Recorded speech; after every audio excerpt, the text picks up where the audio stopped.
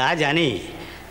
একদিন সেই আপনার বাড়ি কাজকর্ম করত, তা আপনি যখন তাকে পাল্টে আমাকে ডেকে পাঠিয়েছেন কাজের জন্যে, একটা কিছু ভেবেছেন নিশ্চয়ই।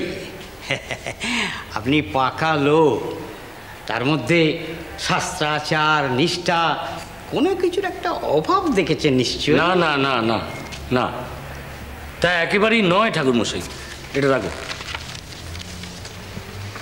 আসলে রামকুমারের স্ত্রী একটু অসুস্থ, সেই কারণে রামকুমারের মনটাও একটু চঞ্চল হয়ে আছে। ওই আমায় বলল যে এবারের কাজটা অন্য কাউকে দিয়ে করিয়ে নিতে। তা হ্যাঁ রে গদাই, তোর বউটান কেমন আছে? ভালো নেই খুড়োমশাই, বাড়িতে সবাই খুব ভয় ভয়ে আছে।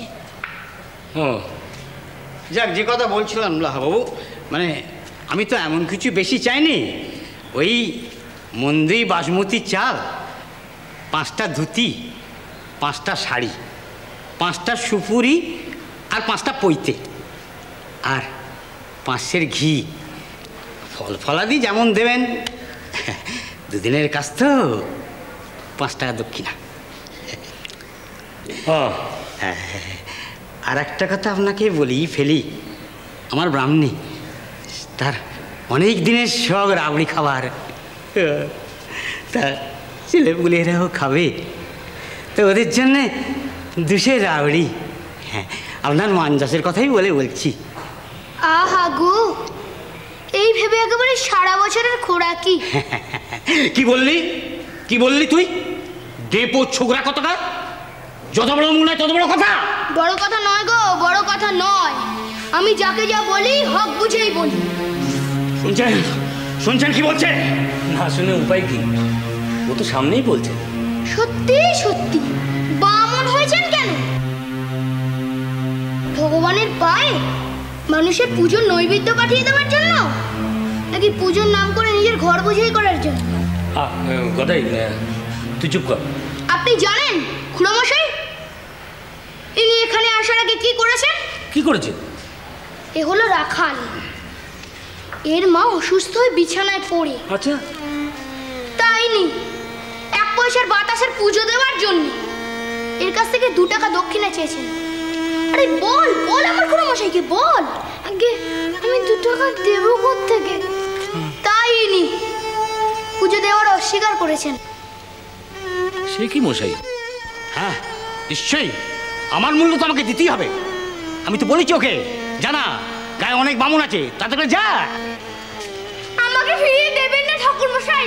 শেতলা আমার পুজো পেলে আমার মার অসুখ সেরে যাবে, আমার বাবা নেই যে। দূরা দূরা বলছি, বিনা পয়সা কারবার আমি করি না। বেরো বেরো বলছি। আয় রাখাল আয় আয়, এই ছাঁদা বাঁধা ব্রাহ্মণরা যা করতে পারে আমিও তাই পারি। এই দেখ আমার পৈতে। তো মহা দুর্বিনীত ছেলে দেখছি। আপনাদের মতো ব্রাহ্মণদের দেখে আমার ব্রাহ্মণ কর্মে ঘৃণা ধরে গেছে। তবু রাখালের মায়ের পুজো আমি দেবো। আয় রাখাল আয় আমার সঙ্গে আয়। আজি অসভ্য হত ছাড়া। যাকে ওই ছেলে পুলেদের ছেলে মানুষের কথা ছাড়ুন, কাজের কথা কি বলি। আমি নয় হিসেব টিসেব করে ওটা একটু ছোট করে দেবো। আগে না,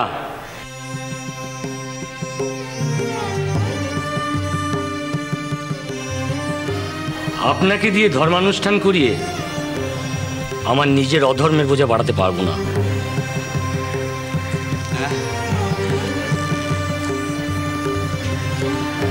আপনি এখন আসুন। না আমি বলছিলাম কি যে ঠাকুর মশাই আপনি আসুন। আপনি আসুন।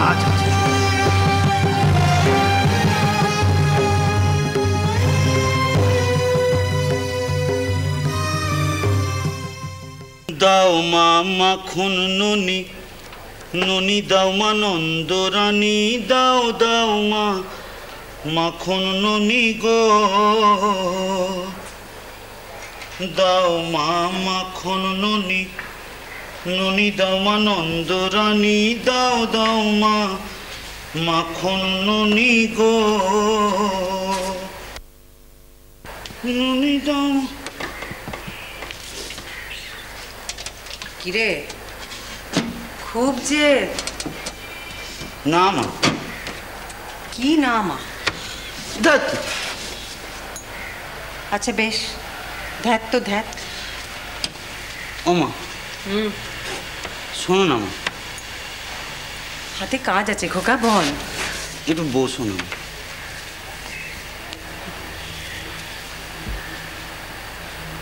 খোকা মা, দেখ, সবাই বলে যে ঈশ্বর যা করেন মঙ্গলের জন্যই করেন।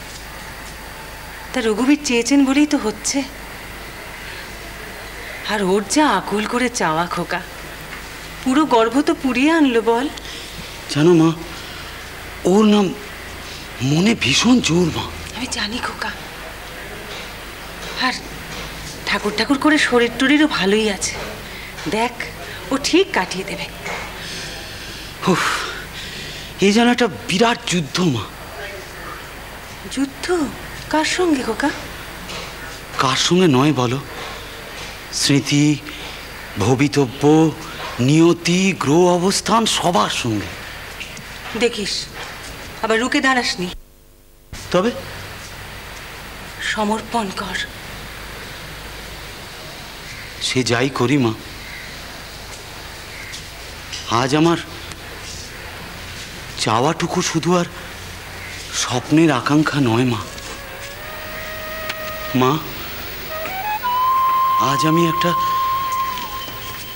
সুখ আর তৃপ্তির দরজায় দাঁড়িয়ে আছি মা। মাঝখানে শুধু একটা সময়ের দেওয়াল। জানো মা, তার ওপারে আমার ভবিষ্যৎ, আর এপারে আমি দাঁড়িয়ে। মা, জানো মা, ওর চাওয়াতে না আমি প্রথম বাধা দিয়েছিলাম। জ্যোতিষ গণনার পোকায় কাটা ওই পুঁথির পাহাড় আমার যেন দম বন্ধ করে দিয়েছিল মা। তারপর কবে যে কখন ও আমার মনের মধ্যে সাহস জোগালো, আমার ভেতরে একটা জেদ তৈরি করে দিল মা। আমি অবাক হয়ে গেলাম মা। আমার বদ্ধ ঘরে ও আলো এনে দিল, বাতাস এনে দিল। তখন আমি ওর পাশে এসে দাঁড়ালাম। হ্যাঁ মা। তাই বুঝতে পারিসনি? আমিও কখন তোদের পাশে এসে দাঁড়িয়েছি। তাই রে মা গো, জানিস খোকা, কত আনন্দ হবে বল।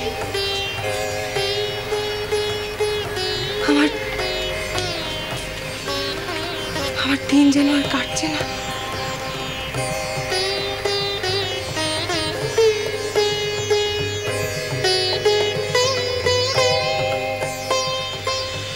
ধীরা